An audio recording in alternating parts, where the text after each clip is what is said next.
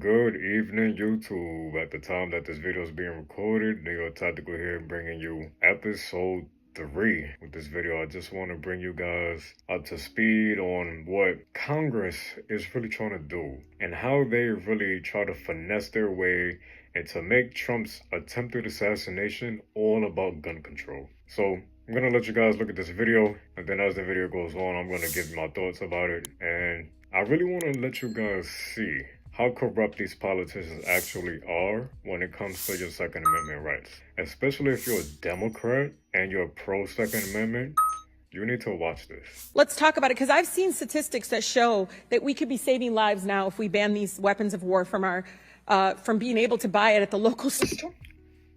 Bro,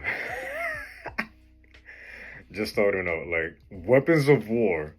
Yeah, okay, let's keep it going. Tore down the street. I mean, we just can't continue to allow this to happen. An honest disagreement we have about the Second Amendment. There are some people who think the Second Amendment means you've got the right to arm yourself with whatever weaponry you need to overthrow the government of the United States, and we reject that is a false interpretation of the Second Amendment. Hold on. Interpretation of the Constitution. No.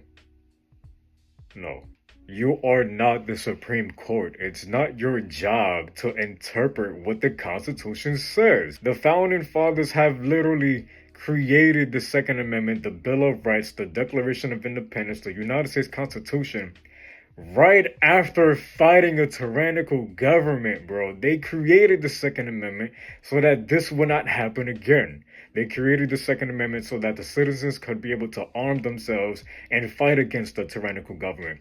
That's why I am 1000% in favor of law-abiding citizens having access to everything that the military has. Nothing should be off limits to what we can be able to acquire in order to defend ourselves. Because if we really want to defend ourselves against a tyrannical government, we need to have everything that the government has. Like when Joe Biden said, you think you could fight the government with AR-15s, you need an F-16. We should have access to everything that the military has. and a false interpretation of the Constitution. We can ban assault weapons. We did it back in Assault weapons, made up term by the left. 1994. It dramatically reduced these mass shootings, and when that ban was lifted, the mass shootings went up through the roof again. First of all, when that ban was even in place, it was shown to do absolutely nothing when it came to gun violence. Nothing. And we've shown it. And so just like we're demanding real answers and real action from the Secret Service, let us demand real action and real answers from ourselves about the nightmare of mass gun violence, which puts America into a category all its own when you compare us to the countries in the European Union or Canada or other similarly situated countries. There's nothing like mass gun violence. And mass gun violence in other countries, first of all, mass gun violence in the UK and Canada doesn't exist. Their citizens can't have firearms. Well, at least they can't purchase or acquire new firearms. But I'll tell you one thing though, the UK does have a knife problem. Now, why is that if they have a gun ban? Because bad people will always do bad things. Bad people will always have access to illegal items to commit the heinous bad acts that they just want to do. You're not going to stop a mass murderer from killing somebody if that's what they want to do. Ban all the guns you want.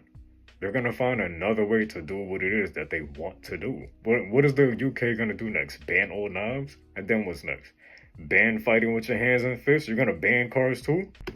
what we're going through. So we got to act on the Secret Service to protect ourselves against political violence, and we got to act as a Congress to protect ourselves against AR-15 violence in America. The individual used an AR-15 in order to act out his assassination attempt. An AR-15 has a range of about 400 to 600 yards. My question is, why does the Secret Service perimeter, why is the Secret Service protective perimeter shorter than one of the most popular semi-automatic weapons in the United States? You see? Popular semi-automatic. I don't like that she said weapons. But the AR-15 is exactly what it is. It is a popular rifle. You cannot ban something that is a popular rifle. The Supreme Court has stated that already. yet they still keep trying to do it. First, they're gonna try to ban the AR-15. Then, what's next? They're gonna try to ban all handguns and then all guns in general. Many countries have attempted this before, and some of them have even succeeded in disarming their citizens. And the first step has always been to ban a specific type of firearm. They will never stop. These people are never pleased. There is no such thing as an assault weapon. United States. What I'm hearing is that a perimeter was not established outdoors in an outdoor venue that would prevent an AR-15, which is one of the most common weapons used in mass shootings, from. No, it's not. The most common type of weapon used in mass shootings is a handgun. Being able to be within the range of Secret Service protection. I want to discuss one of the roots of political violence, guns.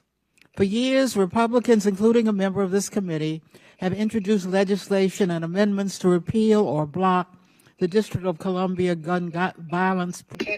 She's clearly reading off a piece of paper. She doesn't even really know what she's talking about. Protection laws, including its bans on assault weapons and large capacity magazines. The shooter at the Trump rally used the mass shooter's gun of choice, an assault weapon, specifically an AR-15 style rifle, and presumably a large capacity magazine, which is defined in D.C. as a magazine that can hold more than 10 bullets. Under current D.C. 10 rounds, not 10 bullets. D.C. law, D.C. does not recognize concealed carry permits issued by other jurisdictions, but it does issue concealed carry permits to both residents and non-residents. However, D.C. imposes a number of requirements on concealed carry applicants, including suitability, such as not having exhibited a propensity for violence or instability. Moreover, D.C. residents restricts where the guns can be carried, such as a political demonstration near the White House and Naval Observatory or near people under Secret Service protection, provided the permit holder has been given notice. This week, the House is expected to consider the fiscal year 2025 Financial Services and General Government Appropriations Bill. This Republican drafted bill would allow an individual with a permit to carry a concealed handgun issued by a state or territory to carry a concealed handgun in D.C., regardless of that jurisdiction's permit requirements. A Republican has filed an amendment to that provision to allow such an individual to carry a magazine of any size with that handgun. In short, the pending bill and amendment would allow any person with a carry permit issued by another jurisdiction to carry a concealed handgun with a magazine of any size in any location in the District of Columbia. You know, bro, this is something that I really don't understand. Like, there needs to be some type of national reciprocity. And the reason why I say that is because if I go into Jersey and cross state borders, or go to Connecticut, or let's say even if I'm from, let's say, a state that borders California, Nevada. Let's say I'm from Nevada and I want to carry my firearm with me on vacation to California. Currently, I'm not able to do that. But why is it that when you cross state borders, your Second Amendment's rights change? Why? When your First Amendment rights don't change, I can't automatically cross into California from Arizona or Nevada, and all of a sudden now I can't say the word f***. My freedom of speech doesn't change when I cross state borders. My First Amendment right doesn't change when I cross state borders. Why does my Second Amendment right change when I cross state borders? That makes no sense. If a 17 round capacity magazine is allowed in Texas, and I want to be able to fly to New York and carry my firearm, which currently is illegal to do. But if I wanted to, I think I should be able to. But if I am a law abiding citizen and I have demonstrated that I have knowledge of proper use of my firearm, what is the issue? Let there be national reciprocity. This whole state's Second Amendment gun law bullshit needs to be abolished. Yeah. The Secret Service is responsible for protecting a large number of people and facilities in D.C. Director Cheadle, would Secret Service protectees in D.C. be safer or less safe if people who have exhibited a propensity for violence or instability could carry a concealed handguns in D.C.? Would Secret Service protectees in D.C. be safer or less safe if people in D.C. could carry concealed handguns with large capacity magazines? If people are carrying concealed, how would they know? That makes no sense. These people just try to make up these different types of arguments, try to play mental gymnastics with the questions for Director Cheadle. Like they're forcing her to go with their agenda. Would Secret Service protectees in D.C. be safer or less safe if more people could carry handguns in D.C.? Personally, I would feel more safe if every law-abiding citizen was carrying. Like, it makes no sense, bro. Like, I am 1000% in favor of the general public, everyone who's a law-abiding citizen, to own a firearm. And the reason why is because if every law-abiding citizen owns a firearm, then it severely inhibits the criminal's ability to commit crime. If every law-abiding citizen has a firearm, that in and of itself is the perfect deterrent for crime. These politicians don't get that. Like, it really makes me upset. Like, back to the video, man. I think, again, as I stated, ma'am, we want to make sure that we provide a safe environment for all of our protectees, and whatever measures we would need to put in place for a secure site, we would do so. On one particular side of the aisle don't really want to talk about, like AR-15s and access to them by a 20-year-old, or anybody for that matter. Access to a rifle by a 20-year-old? You can legally possess and purchase a rifle starting at the age of 18. What the f*** is he getting at? For that matter.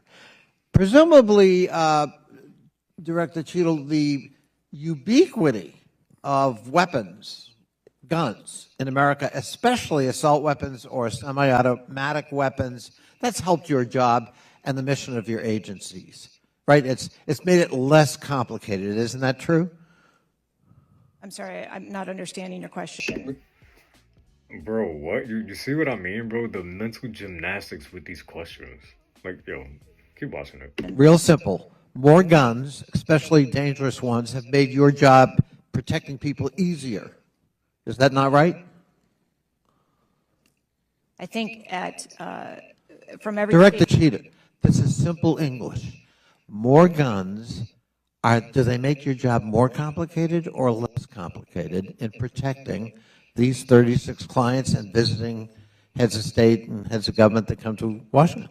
I think that It's not that simple, bro. There's a lot of external factors that matter in something like that. Like, is everyone that carries a firearm, are they a law-abiding citizen? If yes, then nobody, including the Secret Service, has anything to worry about. But if they're not a law-abiding citizen, if they're a criminal and they're carrying, how would they know?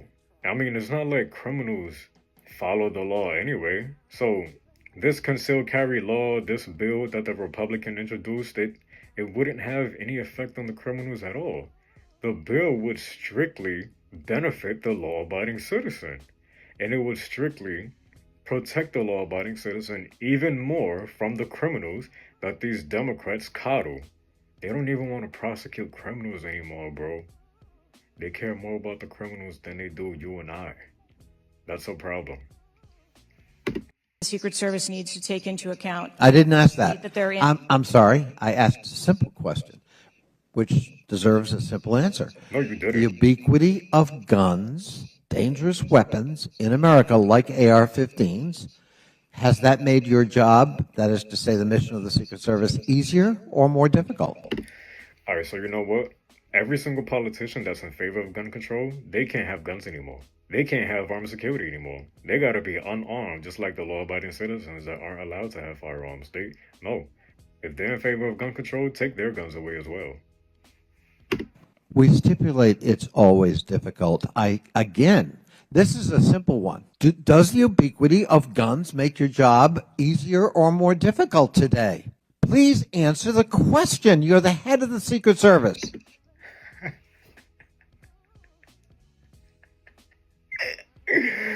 Yo, how can someone have so simple of a mind to really actually believe that this question is simple? I envy him to think that it's a simple question, like for real. You're speaking on behalf of 8,000 members who put their lives on the line. We just had a failure by your own admission. Do guns make your job easier or harder? A 20-year-old had access to his father's AR-15 and got on top of a roof within 500 yards or feet of the podium. And I'm asking you, did the availability of that AR-15, which is replicated all across America, make your job harder or easier? The AR-15 is available all across America. Another politician basically just admitted that the AR-15 is in common use, which is therefore protected by the Second Amendment. Yo, these people are ridiculous, bro. Yes or no? Do you believe that stricter controls on the availability of assault weapons would make it easier for the Secret Service to fulfill its missions of protecting public officials? Certainly, but do assault weapons make it easier or harder for you to do your job? I think that any weapon makes it difficult for us to do our job. I want to follow up on Representative Connolly's question, in which he asked about guns, and you were not willing to commit that makes your job harder. This is not about the Second Amendment. If there are over 400 million guns on the streets, if all of those guns were machine guns, This is not about the Second Amendment, but he's talking about millions of guns on the street, including machine guns. Yo. machine guns, would that make your job harder to protect people? Again, I think weapons that are out there. If all of those guns were rocket-propelled grenades, would that make Machine guns, rocket-propelled grenades. You see, they're moving the goalposts to fit their agenda. Like, these types of arms are not easily accessible by the general public law-abiding citizen. If anything, they're already banned. But to gain access, you need the proper paperwork and permission. Like, what are these people trying to get at? I'll tell you what they're trying to get at. They're trying to get at banning all firearms. That's what they're trying to get at. would that make your job harder? Yes, sir. Yes. Okay, thank you. Perfect. This is not a trick question. Yes, Thank it you. is. Okay. I won't ask the other 15 things I was going to do. I was going to do drone strikes, but it's okay. So, that's all we were asking. It creates a challenging... Drone strikes. This man is really talking about Predator missiles being fired from a Reaper drone. Like, this ain't Call of Duty, man. environment. It has nothing to do with the Second Amendment or people's rights, but it does make your job harder. So credit to Representative Connolly for asking that question. Think of Buffalo, New York at a supermarket where a racist gunman killed 10 shoppers with an AR. In El Paso, AK-47 style assault rifle killed 22. In Florida, in Parkland, Florida, 17 students and teachers murdered, again with an AR. And yet, more people die from mass shootings with handguns. Do your own research, people. Don't listen to these politicians. They're trying to strip you of your Second Amendment. In Pittsburgh, at a place of faith, Tree of Life Synagogue, 11 murdered. And don't get me about Newton, Connecticut, which still breaks my heart. 26 murdered, including 20 elementary school children. This year in Michigan, we've had, Mr. Chair, 2 mass shootings. 21 shot in Detroit. One of the most horrific shootings we've seen. 2 killed at a splash pad in Rochester Hills, Michigan. 8 shot there. Again, an assault weapon used. But the difference here is the former president gets a hearing in his attempt to assassinate, but our residents don't get a hearing about mass shootings, about gun violence in our country. You know, Mr. Chair, I ask this wholeheartedly. You know, they don't have Secret Service to protect them. They don't. Which is exactly why every single law-abiding citizen should have the right to carry and bear arms. This is exactly why, because you cannot depend on law enforcement. The law enforcement has been defunded. They are stripped thin. They don't have the resources to respond to everything. They cannot be everywhere at the same time. You are your own first responder, and you don't know your life is on the line until it's gone. I don't have these mass agencies protecting our kids in the schools or the supermarket, movie theaters, or going to a block party in Detroit. I don't have that. We don't have that. But I can't believe we're just going to focus on that and not the fact that we're hearing yet again in the headlines a 20-year-old young man having access to an assault weapon, a weapon of war. Many of my veterans say they have to be trained to use. The AR-15 is a weapon of war now? Wow. If the AR-15 is a weapon of war, then why is it that no country on this planet has the AR-15 in their military? They don't, because it is a semi-automatic. The AR-15 is a civilian version of the fully automatic M4 used in the military. And it is the civilian version because it is a semi-automatic. But he can get it. Wasn't safely stored by the parent. Yes, he can get it because it's legal to obtain. It's not a weapon of war. It's not a military grade rifle. It's not a full automatic. Grabbing that gun and innocent lives were lost. Director, I know you got asked about this. You know where innocent lives get lost? Inside of your inner cities, where it's run by Democrats who aren't tough on crime. Wow. And I think it's important, though, you know, for us to hear this. But how difficult is your job when there's such easy access to assault weapons in the streets? In the space in which this event took place, it was an open carry space. Is that correct? That is correct. Okay. So I hail from the state of Texas, and Yes, Maryland is a wear and carry state. What does that have to do with anything? She's from Texas. Let's see what she got to say. And interestingly enough, I was serving in the state house right after there was a mass shooting in El Paso. We had an opportunity to do right by our citizens in Texas, but we did not. Instead, they passed permitless carry. And what my colleagues... Yes, so that law-abiding citizens would be more able to protect the other law-abiding citizens. It's not rocket science, bro. These politicians are out of their mind. Colleagues kept trying to get you to answer because we want to come up with solutions. We don't want to keep pointing the finger. And right now, you've got a bunch of fingers that are pointed at you. But our job is to solve problems for the American people. And to be perfectly honest. So why do you continuously let criminals out of jail? Why do you not want to prosecute them? An illegal immigrant shot and killed somebody in Times Square, and he got released. Isn't Times Square a sensitive location? Isn't Times Square a gun-free zone? These people, man, it's a mental illness at this point, going so hard for gun control. The numbers are clear. I had, I think, almost every major law enforcement agency come forward and say that they were against permitless carry because they said that their jobs would be made more difficult. Unfortunately, my colleagues on the other side of the aisle in the state of Texas decided that they would ignore those warnings. I don't think these politicians understand that criminals already exercise permitless carry. Why would you want to inhibit a law-abiding citizen from legally doing the same? It makes no sense. And they passed the law instead. And right after they passed that law, we ended up with Uvalde.